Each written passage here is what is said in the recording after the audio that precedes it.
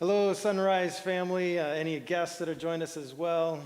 We're here on a Wednesday evening and just looking forward to a time together this evening of sharing with one another. I just wanted to give a little bit of a backdrop here of what we're trying to do. And beginning last week, what we want to have here is just a series of conversations about a challenging topic. We're not experts. We're not pretending to be experts. We're real people wanting to have a real conversation about a real topic in our lives and especially in our culture at large right now, and that is about our race and racism. So if you tuned in last week, you heard Pastor Israel say that we're not here to make a stand of some kind. We're not here to raise an army for a cause. We're here to have a conversation. We're here to have a conversation with people that are different than us. We want to model that here. We want to invite you into our conversation as well as invite you to have conversations with the people around you, maybe beginning tonight for the first time. So before I get started, I just want to talk about, there's just a lot of people talking about racism right now. Not necessarily a lot of conversations, because conversations, first of all, as James writes in the Bible, conversation means being quick to hear, being slow to speak, being slow to become angry. And so that's what, again, we want to model here is we want to listen first, listen to each other's stories. Even more than that, we want to, if we can, put ourselves in another person's shoes. As I was talking to Jeff Perkey about this on Sunday, you may not know Jeff, but he's the force behind everything we do electronically here on Sunday mornings, and here tonight he's here running the show so we can get to do what we do. But we were talking about that, and he reminded me of a classic story about what we might call empathy or understanding or walking in somebody else's shoes. And imagine yourself, you're in a restaurant, maybe you've been working all week, it's a Friday evening, and you just want some peace and quiet with the people that you love. It's your favorite restaurant. You're there, and you're enjoying each other, you're enjoying the setting, you're enjoying the food. And then a family walks in, and they've got a screaming baby. They sit down not far away, and the parents seem to be just inattentive to the child. The child's throwing things maybe, and it's just going on and on. You know the visceral response you have, right? Like, why can't these parents do something about this? You're ruining our evening. Don't they understand what's going on? And so maybe if you happen to walk over there and you maybe happen to ask what's going on, and you maybe find out that a parent just died, or they just lost a job, or something else happened, and they're just recovering. They're just trying to understand. They're just trying to figure what's going on in life. What happens inside of you? All of a sudden, your whole sense of them changes, right? And you want to maybe lean forward and help. That's the difference of walking in somebody else's shoes. And so that's what we want to do tonight. So first things first, introductions. If I haven't had a chance to meet you, I'm Shane. I'm a pastor here at Sunrise. I'm the administrative pastor. You may recognize me. I'm part of the teaching team here on Sunday mornings. That's a great honor to be a part of. And you may or may not recognize some that are here, and so I want to give each of them an opportunity to introduce themselves as well. So go for it. Thank you, Pastor Shane. I'm Chigozie Moto. I've lived in Oregon for the past, 9 years. Wow. I'm from Nigeria originally. I moved to the U.S. Right after undergrad. I came to the U.S. for graduate school. And right after graduate school, I moved to Oregon and I worked for Intel. Excellent. And so I'm happy to be part of this conversation. Obviously, African immigrant, right, from Africa, and what is going on in our society today, concerns me. I may not have the background that, people here who have lived, who have had family here, live here for hundreds of years, right? I may not have the same background, but obviously it concerns me as a result of the color of my skin. So I'm really happy to be part of this conversation. Excellent. Thank you. Well, good evening. I'm really happy to be here as well. My name is Ifeoma Moto. I'm Chigozie's wife. Also from Nigeria. I came to the States in 2008. Have been in Oregon since 2012, I believe.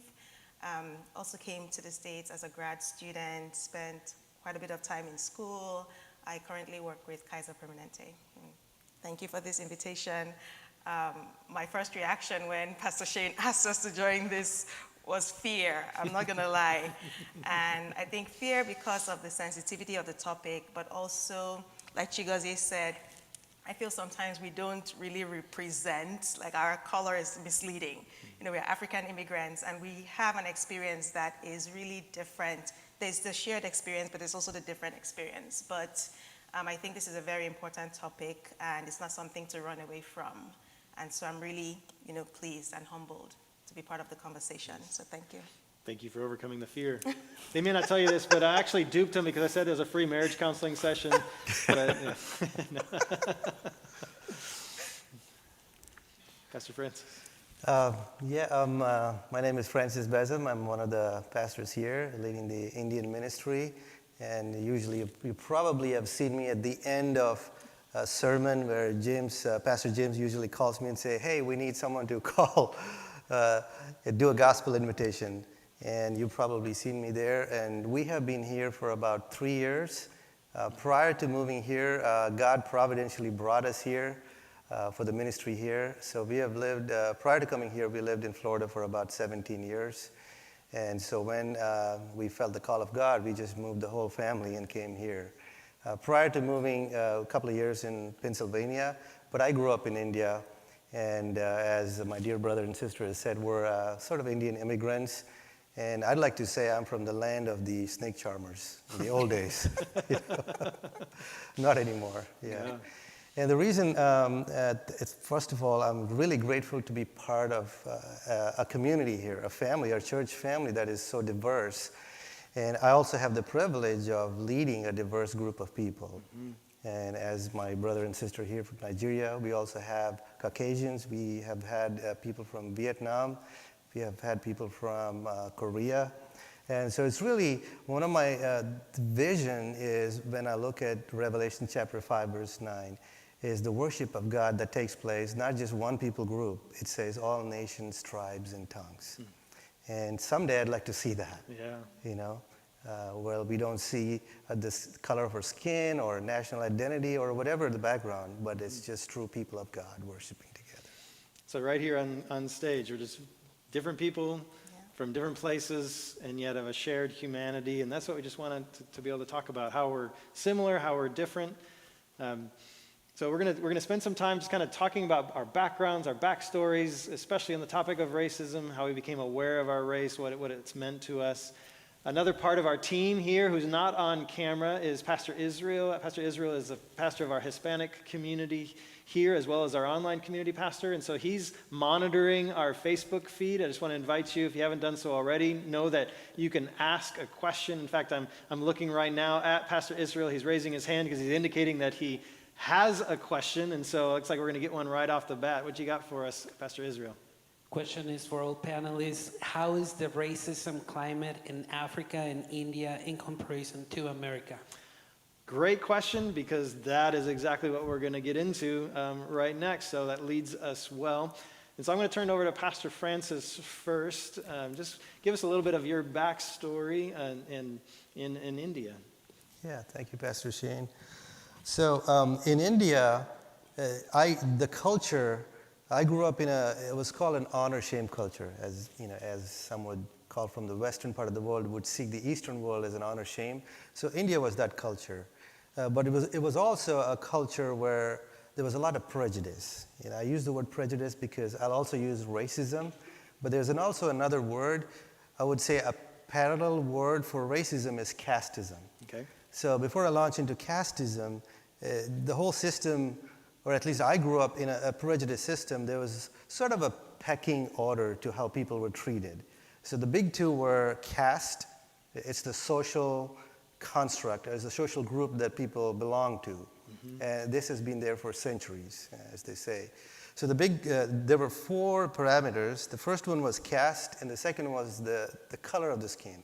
And again, it's the nuance of the color, And the third one was socioeconomic background, and the last one was, how much money you had, basically your social standing, or academics. So when I grew up, I sort of had this, or I was made to believe that there were some people who were superior to us. And growing up, we were fourth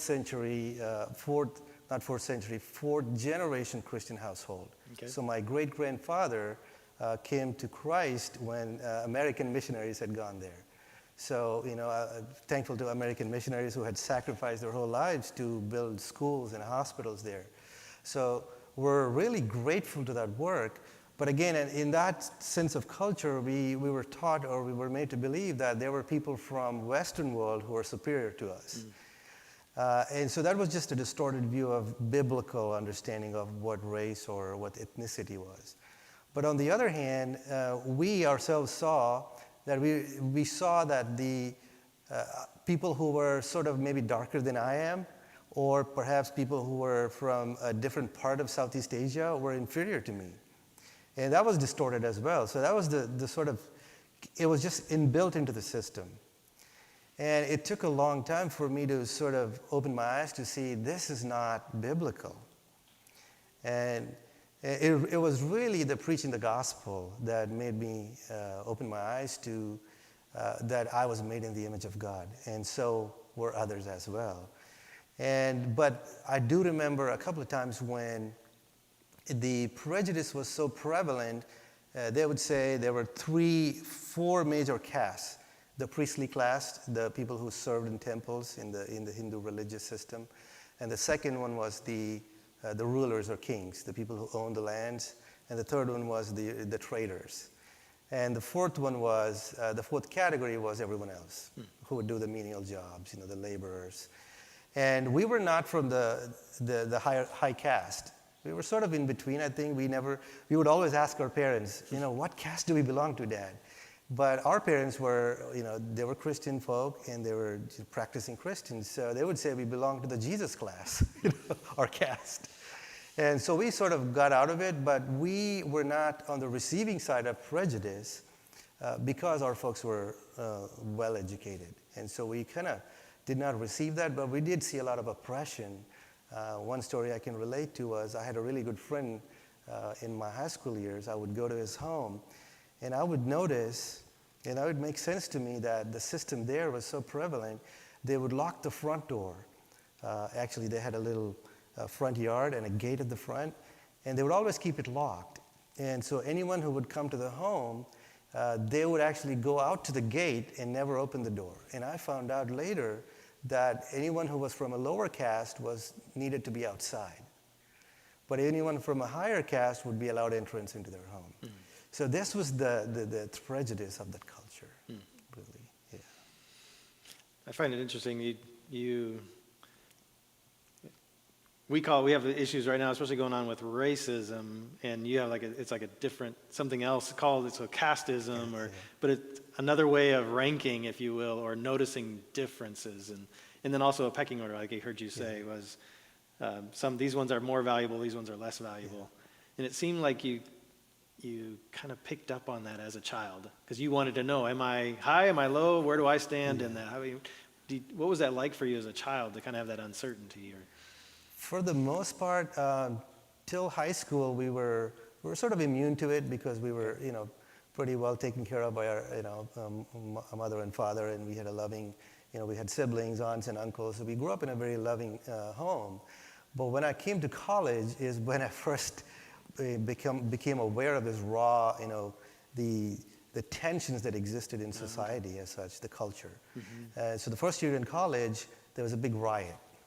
Similar to what we're seeing today. Surprise, it's a human problem because there were 2 big groups. And the one big group was the high caste people. And the other group was the low caste. And they were sort of given something similar to what we call affirmative action. So they were given entrances into colleges because they were so poor. They just could not afford this.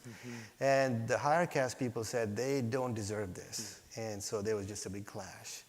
And so I didn't know where I stood. I don't belong here. And so it was just becoming aware of the existence of such a prejudice in society. And by the grace of God, although we were aware of it, I personally did not get involved in either camp. And we were able to just get away with a lot of that. Find your own way through, huh? Yeah. Okay. But it was tough. Yeah, it was not an easy, just being aware of as a young man in college and just trying to understand that there were so many layers to these. Yeah. Did that help answer? Yeah, that's great. Yeah. Do you guys have any reflections on his story? Yeah, I think something that I thought about, Francis, when you talked about a riot, and I hadn't thought about it, for a long time. Growing up in Nigeria, I grew up in a very cosmopolitan town where there were different tribes. I mean, Nigeria is very rich culturally, dozens and dozens of very distinct tribes and cultures, and also Christian and Muslim. And the town that I lived had all of that together. And I remember I was in junior secondary school, which would be like middle school here. And there was a time there was a riot, and it was a religious riot. And I mean, there was a fear of all that was going on, but it struck me, how could people who lived together all along and, coexisted so well, all of a sudden just explode? And you just saw so much hate and venom. And back then as a child, it really puzzled me that differences could be so strong that even, folks who we would consider normal on a good day, could in a moment, turn around and have so much hate for someone else just because they were different. So you said it's a religious riot. So was it two religions? Yeah, so it was, basically, it was Yeah. like, Christian, Muslim parts of the state, and that was where the disagreement was. But it was just a lot of violence and so much history and divisions. But at the end of the day, these were everyday people. Yeah, these are that the you neighbors, live these are the next shopkeepers, to, you yeah. buy stuff from, you and their kids go to school, and so they're your everyday neighbor. But how quickly you can Really. become an enemy based on some category. Yes, and that was the only reason. People who were friends would all of a sudden become enemies just because of that difference. Yeah. Yeah, absolutely. To echo that a little bit. I mean, growing up in Nigeria, I never thought of myself as I never considered race. It's funny. I was talking to her. We were having this conversation, and it was something that never ever crossed my mind about the color of my your skin or anything race, right? I mean, I would watch the TV, watch different cultures. I would watch movies, American movies, Indian movies, Chinese movies, and I would just say, okay, just relate to it at that level of, okay, it's a different culture, different set of people, but it never occurred to me about being different until the day I landed in New York in January of 2007, right? And I was in New York, and I boarded a bus heading to Connecticut. And in that bus, I was the only black person. And that was the first time I ever thought of I ever became conscious of the color of my skin, right? Because I was, obviously in a new place, and I was, coming to terms with, okay, this is now real. I'm in America, right? And then I'm in this bus, and everybody else is white, right? And I was the only, black person there. And that was when I became conscious of the color of my skin. And growing up in Nigeria, right, where everybody, obviously black, what I noticed is that, there's always something about creating differences or to show that, okay, this group is different than this group, right? And for Nigeria, it is, cultural differences, it is tribal differences, it is religious differences. And I would say that in Nigeria, I consider it a very complex society, right? Where you have, a melting pot of all of these differences combined, right? So how it affected me really is as I was growing up, you may know, there are three major Big ones. tribes in Nigeria, but those are just the big ones. There are other, maybe over 200 other tribes that are, not as big as the three. And I happen to be, one of the bigger ones, which is the Igbo group. And I would notice, growing up in my family, that, there is a little bit of, when it comes to how other tribes were treated, there were certain things you heard, and, even when you had friends from the other tribe, there were certain things you heard, how, maybe people from their tribe would refer to people from another tribe, and it was until maybe perhaps when I was in high school that I became, kind of conscious of those kind of, treatment and those kind of saying. And in Nigeria today, yes, you will see that people from certain tribe treat people from another tribe differently. But in terms of, differences and in Nigeria, I would say that the tribal differences is the major one.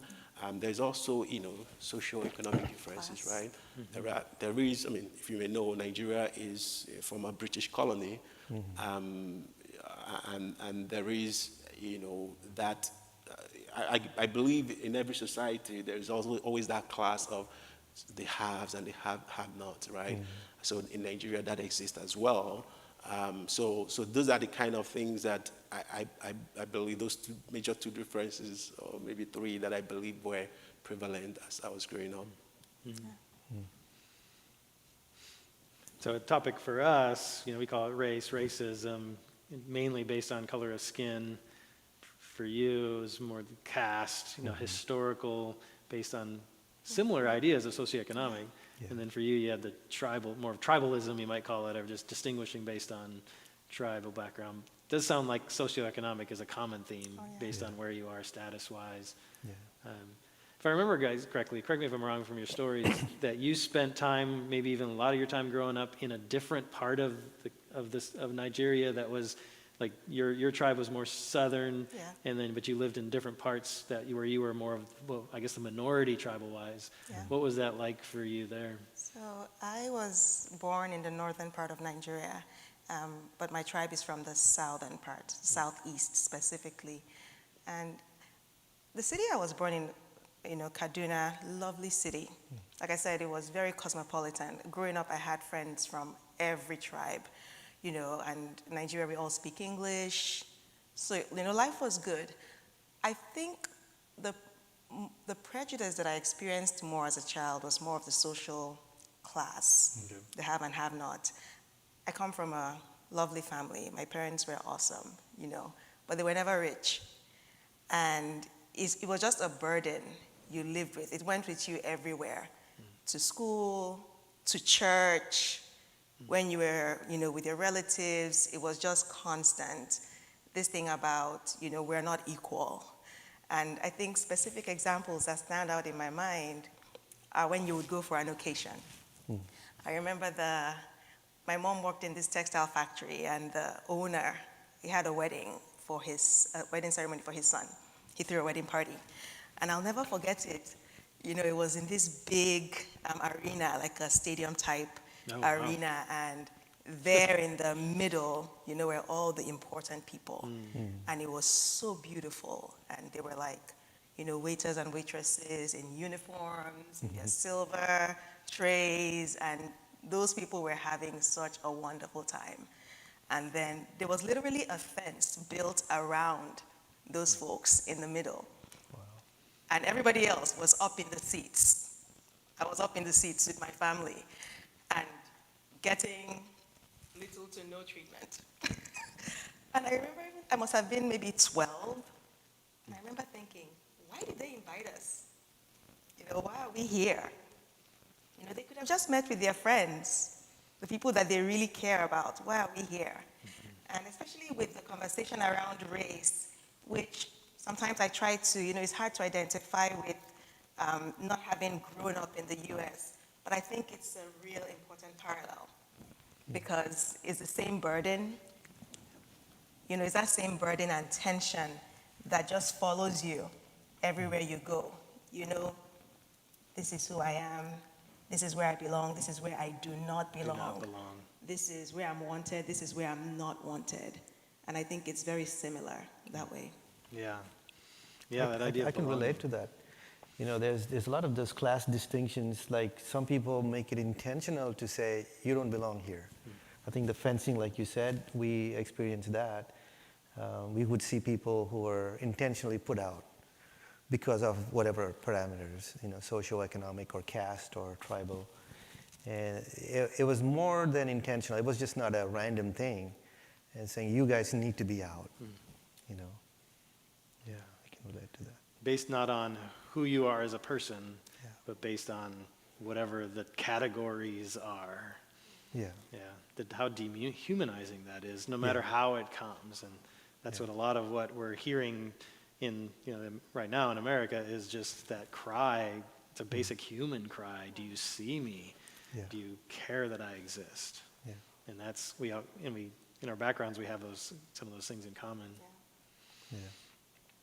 I would like to transition, Chukos, you kind of led us on the way here as far as kind of from where the country of your origin to your experience here in the United States, because you do bring some of who you were, but then now you're in a new context, the context we're in now. And just, I shared this a little bit last week for those who were paying attention there, but, so I grew up in mostly rural Wisconsin, Minnesota, the heartland of the United States.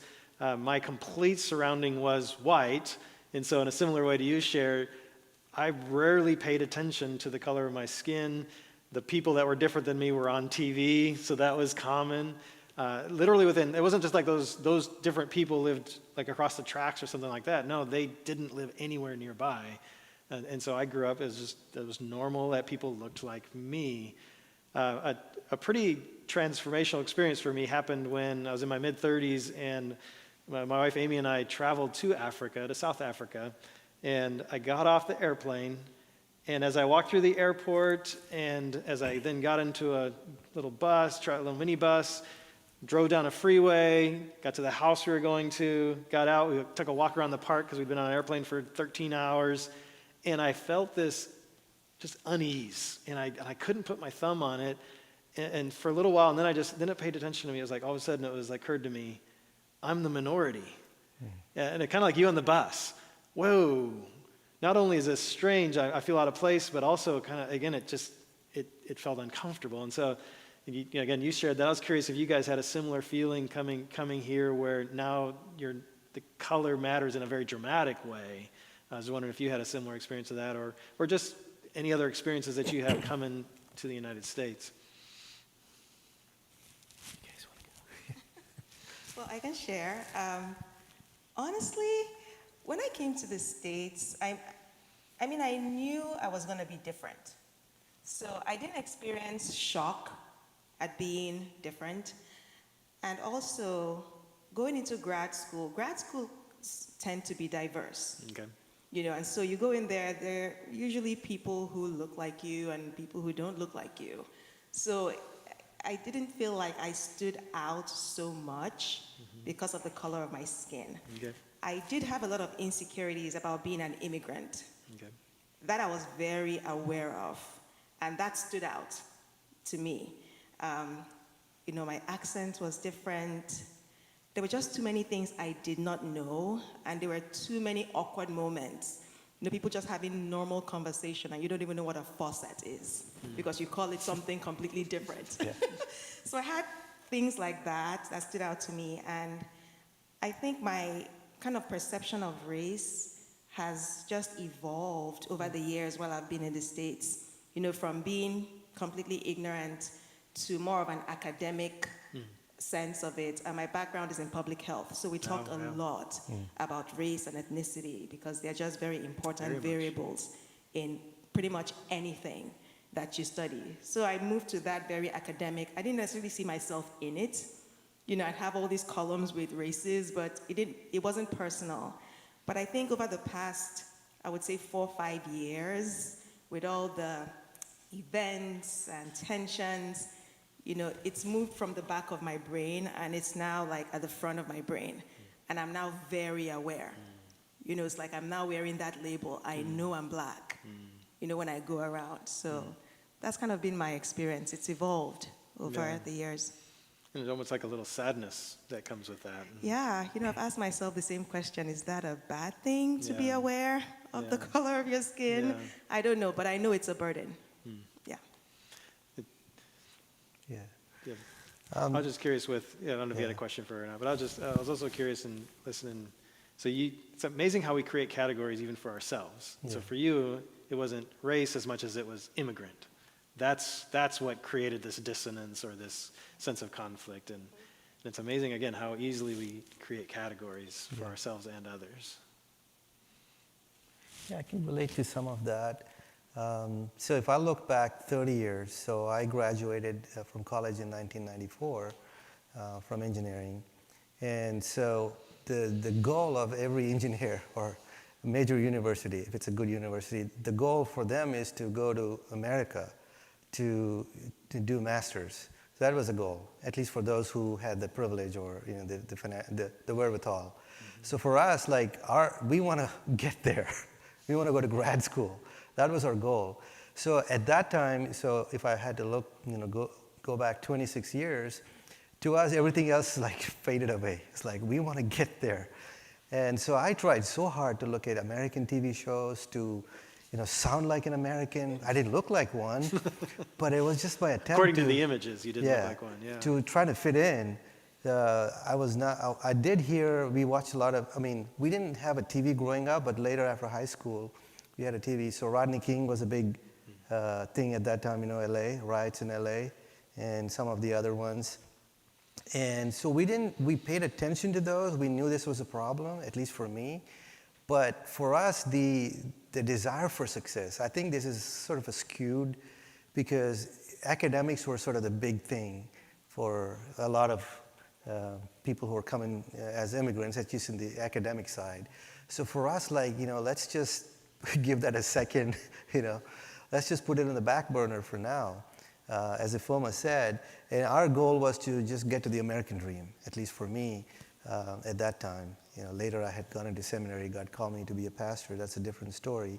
But once we started settling in, and we started buying homes and got settled into neighborhoods, and to me that was the unraveling of, there was more to it than just on the surface. So like you said, we became more aware of it. So I think I would say initially I was more naive and just not knowing what people said than being aware. So as the years progressed, I became more aware, this was a slur. Mm-hmm. This was intentional. Mm-hmm. And that, that sort of made us think differently. What do we need to do in view of this? So I think it's positive, a lot positive, but slowly you become more aware of it. Mm-hmm. Yeah. Absolutely. I wanted to add, right, I had talked about how I, initially came to the U.S. There are certain things one can't really know until you experience it. Mm-hmm. Yeah. I take, for example, when I was coming in the middle of January, I was coming to the Northeast, and I was told that it's very cold, coming from Nigeria, where if it gets to 70 degrees, it's kind of cold. Cool. That's very cold. 70 is very cold. It's very cold. So they told me that it was going to be very cold, that was winter, and I checked online, I did my browsing, I saw snow, but you can't, if you haven't experienced it, there's no way you would know how it feels, right? Mm-hmm. And until I landed in New York, and I went outside, and I'm like, okay, somebody has to be kidding me. There is something wrong here, right? I'm not, what's happening here? And for me, even though living outside of the U.S., you hear certain things and how, I wouldn't say that I was totally unaware of some of the racial situation in America. I wouldn't say that I was totally unaware that I was going to, that I was going to be a minority when I come to America. Mm-hmm. But until I experienced it, I had just a head knowledge of how it was going to look like. But when I came in and I became part of the society and I became part of the culture, right, and I began to form my experiences, right, and that's when I would say that it really began to take a new dimension for me. I would say that my experience, like Ifoma said, in grad school was totally great, because if you're in engineering or sciences in grad school in America, you would have the sense that there is people coming from all over the world, right? So you wouldn't necessarily feel that you are, sort of part of a minority, right? Because you have maybe in a class of 30, you have maybe 20 nationalities, right? So I would say that when I was in grad school, I was kind of living in a bubble with regards to the real, conversation and the construct of the society.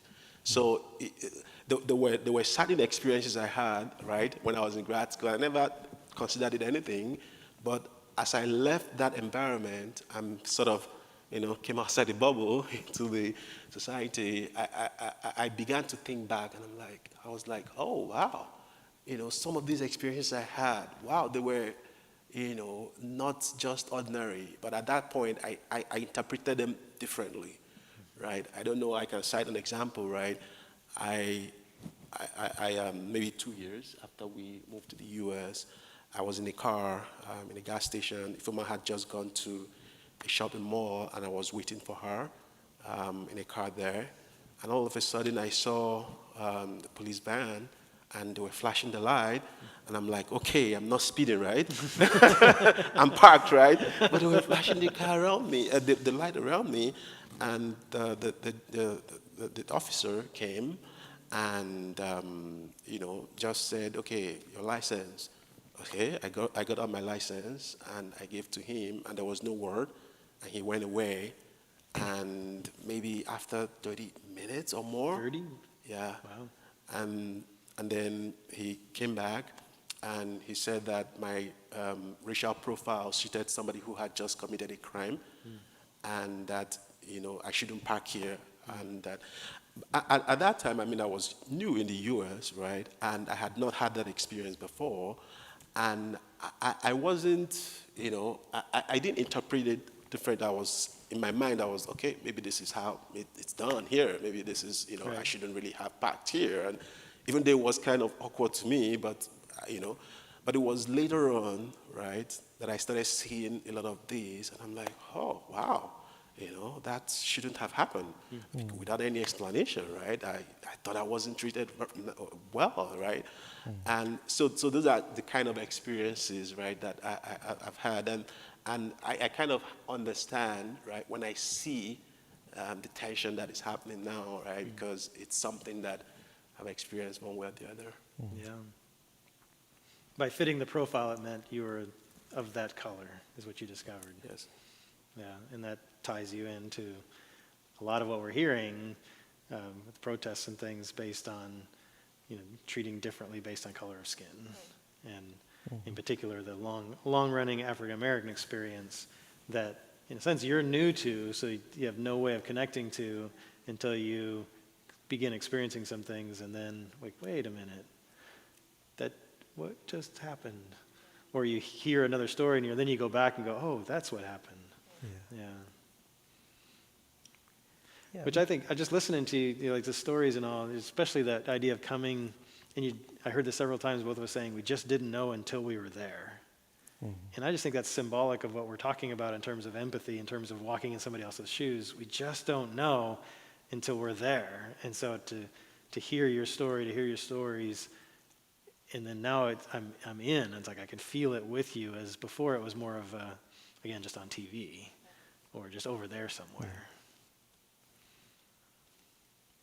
When we lived in Connecticut, I remember going on a school project one time, and I forget what the class was or why, but I went to this school project, and it was in a halfway house, people who had been released from jail, waiting to get back into the community, and many of them HIV positive.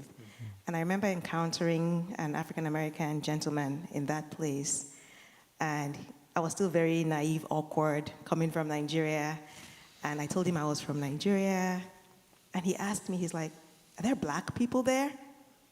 Which was kind of odd. I'm like, yeah, everybody is black there. And he said, wow, you're lucky. And it was just the strangest thing. It meant nothing. Like, I'm like, I think I'm lucky to be here in this country. That's what I was thinking in my head. Why would he say I was lucky?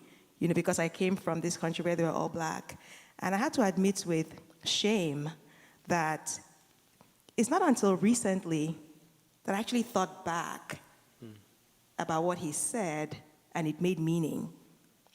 I honestly just dismissed it and moved on. But recently I'm like, I think I understand why he said I was lucky. Yeah. Because I'd been spared, having to feel different because of the color of my skin. Yeah. And I thought about it recently with all that is happening, and it just really struck me. Right. Yeah. Now you can empathize with it. Yes. For just a reminder, those of you who are tuning in, we're here just having a conversation about race, about racism, about experiences, and just invite you to be a part of the conversation. Pastor Israel is here; he's monitoring. If you have any questions based on the stories that we're telling, any curiosities, we invite you to be a part of our conversation as well. Got about 20 minutes left in our time together here. I'd like to, unless there's another question that comes, I'd like to just kind of shift our attention to you. We're all parents. And for you came here before kids, right?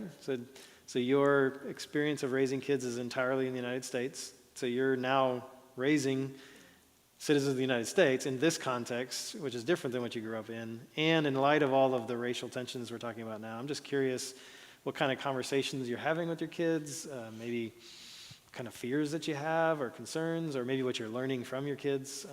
Would love to be able to hear from that as well. I'd love to share a couple of thoughts. So Daniel will be 18 tomorrow. He'll be eligible to vote, I guess. There you go. If it's a good thing or a bad thing. But and I have a daughter. She's a teenage, 13. And Daniel and I have a conversations pretty frequently. And I think I can remember when he was back in middle school. By the way, both of them were born and raised in Florida. So many times we say, you guys are Floridians, but you don't look like native Floridians. So that's odd. But anyway, so they grew up in the South with different ethnicity. And many times I remember a couple of times he would come and say, Dad, you don't know what I'm going through. And he never got to that. We never had the complete conversation. And he would say, you just would not understand in my school that they're bullying me or they're treating me differently because of my ethnicity. And until recently, we had a more wholesome conversation. And he pointed me to one recent event. He said that there was someone, like his schoolmate or someone from his school, and he made a little, make-believe whip, like out of fabric, and he tapped him on his hand and said, is this how your ancestors were treated? Wow. And I said, why would he say that? And so they sort of had a misjudged appearance of where Daniel's background was. But I think the question behind the question really is what lens were they looking at? Why would they even say such a thing, even in his school? And he said it really made him think that this is a real problem. And in many other conversations that he had when he was playing with friends, and then just like you had heard, and who is that black guy sitting outside? So it's just, I think just made me aware of talking to him that he is perceived in a different way because he's in the school system and he's doing his thing. He's being raised as a kid in this environment. And so it made me more aware of what he is going through. So we have a lot of good discussion as to, and a lot of it is very good over the recent past few weeks, is we're having conversations even from a biblical point of view. It's like, what does it mean to be just made in the image of God? And that's one of the big things we're talking about. And he's taught me a lot. He's saying you don't stereotype. I mean, you don't say a certain word that describes everyone, because you could have different classes. So just be respectful of that situation. Sorry about that. Would you say you find it challenging not having grown up here to relate to the experience he's having here? Yeah, in some ways, I think it's been an ongoing conversation because I don't know. I can empathize with him in some ways, but in other ways, he's like born and raised here. Yeah. He's he's from here, and so there are many times they would ask me, when did you come here? When did you move here? Or when some sort of a crude joke like, when were you shipped here? So I think those nuances, he can catch them more readily than I can. And I think he's more aware of that in that sense. He knows that this is not going so well, Yeah. Yeah, I think one of the things that we learn from our kids is just from their innocence. Our kids are younger. We have a almost 10-year-old and a 6-year-old. And, I think back to when our kids started going out to daycare and school, and just how they would describe people, like my son would say, my brown friend, or my peach friend. And it was just so innocent. They were just describing what they saw. Now, our kids, like I said, they're still really young. And I think it's really that tension between, you want your kids to be aware. You want them to know the reality of where they are. But you also don't want them to grow up prejudiced. And so you want to give them information, but you want to give it to them in a healthy way. You want them to make good decisions. You want them to be safe, right? And so it's all that balancing.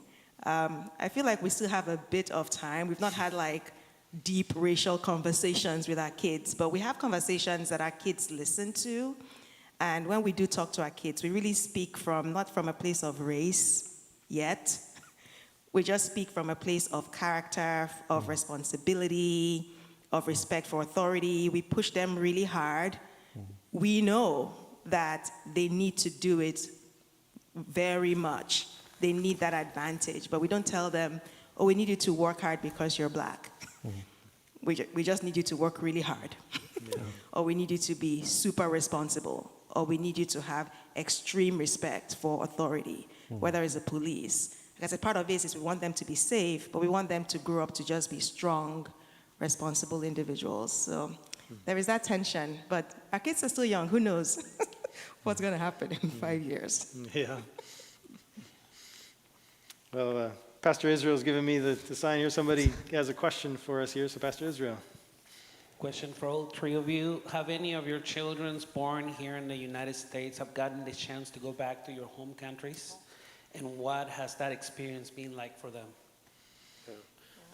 I can't take that question because, this is something that is very dear to my heart. If you understand how we are structured in Nigeria, most African country, family is a big thing. And family is not just the husband and the wife, not just the mother and the father. Family is, the extended family, the aunties, the uncles, the grandfather. Your whole village. Sort of the whole village, right? So yes, it's something. So in 2015, right? Yes. When our son was 5 and our daughter was 1, we took them back home to Nigeria. It was an amazing experience for my son because at that stage he had gotten to know that we came from that his parents are from Nigeria, and he was getting to the stage. He was at that stage that in his really they were doing a lot of things about the kind of perhaps animals that you see in different parts of the world, and he really loves animal, and that has been with him right from a very young age. So, we took him to Nigeria. It's funny, right? Because as soon as he got there, it was surprising to me, right? The first time he saw a bridge and he said, "Is this Nigeria?" I said, "Yeah." He said, "Well, how come there's a bridge?" I said, "What do you mean?" Right, but it has been a great experience. And one thing that we try as much as possible, right, is to, let them have that, thinking that, okay, this is where your parents come from and this is who you are. I think for us, that builds confidence, and that let them know that like Ifoma said, we try to, push them hard. Character matters a lot, right? We believe that with that, they will, have the confidence, the tolerance, but obviously knowing that, race is always at the back of our mind in everything we're doing, and as we're bringing them up, it's something that is always there. Most times I'm asking him, okay, so what kind of conversations do you have with your friends? If this kind of situation comes up, this is, how you should respond to it. And so I do a lot of, I don't tell him that, oh, I'm doing this because you're black, or no, I don't, not yet, right? But that's always, in my mind. Good. Put you on a spot here a little bit. You can just tell me to. One thing about having these conversations, you gotta ask questions that may get you in trouble, or right. So if you watched last week, or if you've had friends that are African American, so last week it was Pastor Clifford, and he talked about having the talk. Mm-hmm. Well, he got the talk from his dad. He gave his sons and his daughters the talk. He's talking now to his kids about their kids having the talk, and it has to do with the police. And so that just the idea that this is what, here are the rules, don't disobey the rules, it could affect you in a really bad way. So you don't have the African American background, and yet that could, so now you're raising kids who are American. So if you don't mind speaking into that, of how does that affect, how's that on your mind, or what do you do with that yourselves? And I think it kind of falls into the bucket of what I was describing. I I have a friend who has a teenage son, and, he has to go catch the bus early in the morning, and she won't let him walk out to the bus stop alone. I mean, this young man is so tall. He's just like 15, but he's really tall, and his mom would go with him every single time. And so that's something that I think about. Yeah. And right now, we've not had the talk with our son. But like Chigozie said, it's always at the back of your mind. And so even if my son relays something to me that happened in school, part of me questions, does this have to do with his color? Yeah. And when I respond, when I advise on what to do, or when we do that, we don't say, oh, because you're black, do this. But it's incorporated into the response. Yeah. And I think the same thing, how you would deal with the police. I really pray things get better and police relations improve. But for now, really, it's, you have to go the extra mile. We're not going to tell you because you're black, but because you have to. And in my head, I'm like, because I want you to stay alive. Exactly. So it's woven into those conversations. And I believe maybe in the future he's going to figure it out, or we're going to tell him, but it's very important. But at the same time, we don't want them to be marred, with that weight for now. We want them to be informed. Yeah. Yeah. Well, I was going to say, there's all sorts of conversations on here that we could have. We're coming down to the last few minutes, and good Francis, you had a question there as well. Well, I just want to echo what Ifoma said. I think it's part of, I heard an African American say, although my context or your context may be different from a historically an African American context, as I was hearing you, Pastor Shane and Pastor Israel and Clifford, the contexts are different, but I think I do agree in the sense of our kids have to be taught to be in their best behavior if that ever happens. Yeah. So it's like respect to authority, because you don't want to end up, or you don't want this to go sideways. So that is some awareness I think we always have. Pastor Israel's giving me the sign. We just got a couple minutes left here, but go ahead and one more question. For all of you, have you encountered prejudice in your workplace, and how have you handled it? I can go with that. For me, my workplace has actually been, I haven't, to tell you the truth. Mm-hmm. Even though sometimes in my mind, right, I always feel like I have to do something extra, right, to be given maybe a certain level of responsibility. But it hasn't been my experience. I would say that perhaps that has just been something that, I feel. But in my workplace, I haven't felt prejudiced. Right? Good thing for that. Yeah. In all my years here, maybe 21, 22 years, I can remember one incident, just on the face, bigotry sort of thing. But I think it was not it gave me a lot of stress because I didn't know how to deal with this, but I did have a lot of friends who I could go to counsel, and so I was able to navigate through those times. Yeah. Excellent. I do want to, just with a couple minutes that we have left, just hand it over to Pastor Francis in terms of, he mentioned earlier just his role here, and a big part of this is what then do we do with this? And I wanted to, they're doing something with this that I'd love for you to hear about. Yeah. So we've been through a series in the gospel of, not the gospel, the post-gospel, the book of Acts, after Luke. And I think one of the beautiful things that at least that came to light was the race, at least the way that we talk today, is not really mentioned in the Bible. There are people of the Ethiopian eunuch, the Nigerian in Antioch, the prophet from Niger. But really what I saw was really big two distinctions, was Jew and Gentile. Mm-hmm. The gospel came to the Jew first, and then Acts chapter 9, Paul's really the major, he's making headways to the Gentiles. So really, to me, it was like, why is humanity fighting over this? Because biblically, if I look through the biblical lens, this is not really an issue. I think about one story when Jesus, really I think this is a heart issue, is when Jesus reaches out to the Jew and Gentile. First to the Jew, he would say, go to the children of Israel.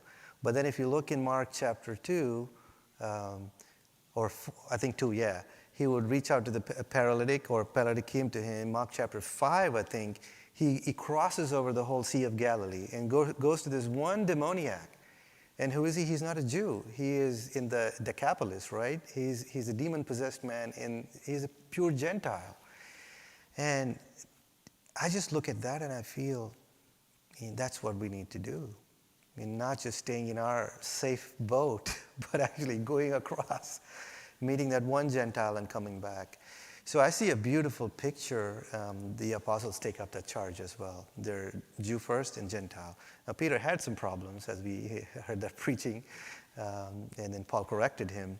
Really feel that these two are the big categories. If I'm not a Jew, if you're not a Jew, you're a Gentile. And I think that's how God sees it.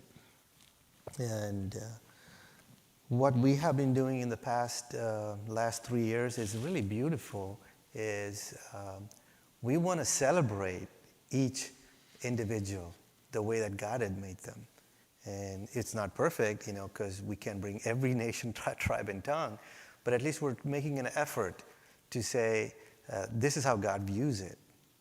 And is there an issue with the heart? And I think there is, because I think this is a hard issue, as I said, in Mark 7:21, as Jesus said, out of the heart comes wickedness.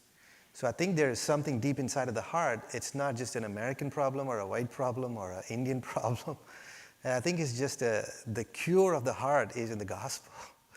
And once that's flushed out, and I feel that that's really where the healing needs to take place, rather than the outside.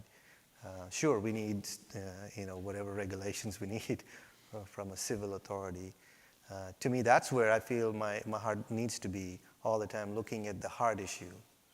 Why am I doing what I'm doing? What's my motivation behind this? And really, if you want to join us, and if you want to know more about this, I think as Pastor Shane said, this is an ongoing conversation. We want to be able to have a healthy conversation. And one of the things is to be aware of, are we afraid? Where are we in this journey? Just to be aware of those. Well, excellent. So leading a multi-ethnic congregation, maybe hoping to plant a multi-ethnic church in the area. If you're interested in talking more to Pastor Francis about that, you can email us at pastors@isunrise.com. Any other way you want to be a part of the conversation, you can look at our Facebook feed and ask a question there. Email us at pastors@isunrise.com. We'd be happy to interact with you that way. Thank you all for participating in the conversation tonight. It was fruitful for me. I feel loved by you, and I love you so much and admire each of you so much. So thank you. Thank you for tuning in today. I look forward to future conversations as well.